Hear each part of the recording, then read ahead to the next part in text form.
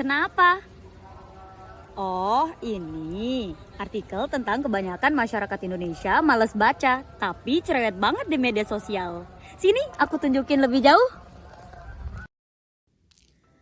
Fakta tentang kebanyakan masyarakat Indonesia malas baca tapi cerewet banget di media sosial itu benar adanya.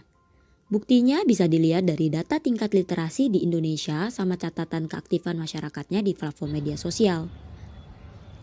UNESCO bilang kalau minat baca masyarakat Indonesia tuh cuma 0,001% atau 1 dari 1.000 orang. Bayangin, cuma 1 dari 1.000 orang di Indonesia yang benar-benar gemar baca secara aktif. Di sisi lain juga ada data literasi siswa Indonesia yang ada di angka 371.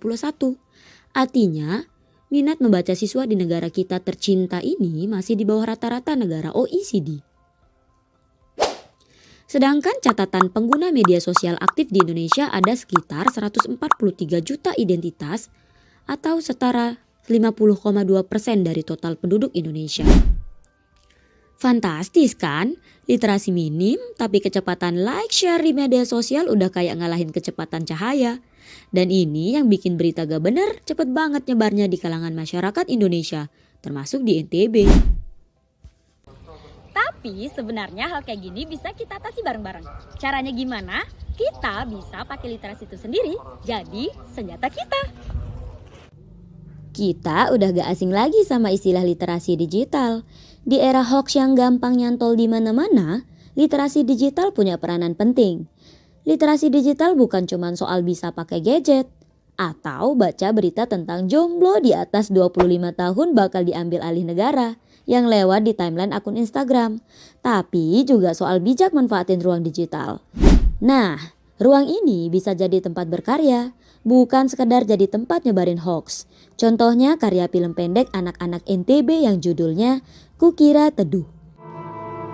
Nanti kalian bisa mengamati tumbuhan, hewan, ataupun ekosistem yang ada di danau ini.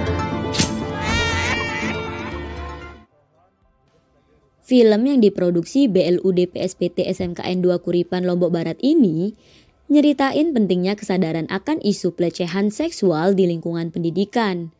Di dalam film ini juga digambarin gimana dampak psikologis yang dialami korban.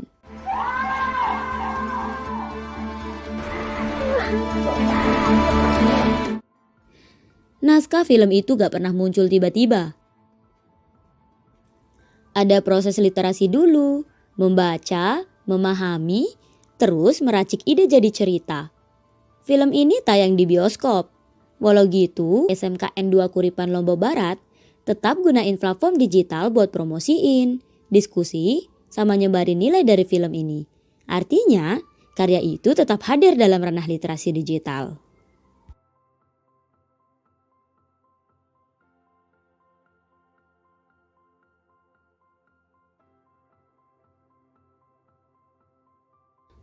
Itu cuma salah satu contoh.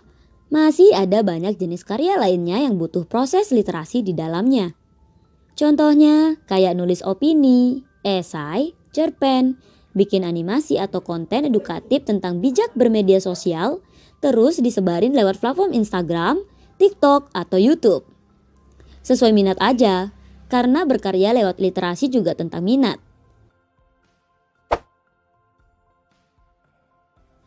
Kayak kata Sutarno tentang faktor-faktor yang dorong minat baca seseorang. Salah satunya itu rasa ingin tahu yang tinggi atas fakta, teori, prinsip, pengetahuan, dan informasi.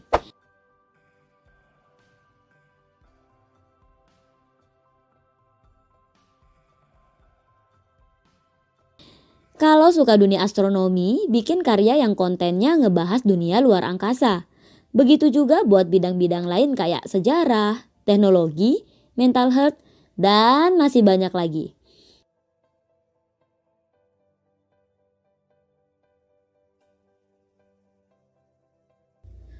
Berkarya bisa apapun bentuknya. Tinggal kita anak muda yang kemas itu sebaik mungkin supaya apa yang kita tekanin bisa nyampe tepat sasaran ke penikmat karya kita. Jadi kalau kita bisa cerewet di media sosial, kenapa nggak sekalian cerewet lewat karya yang bermanfaat?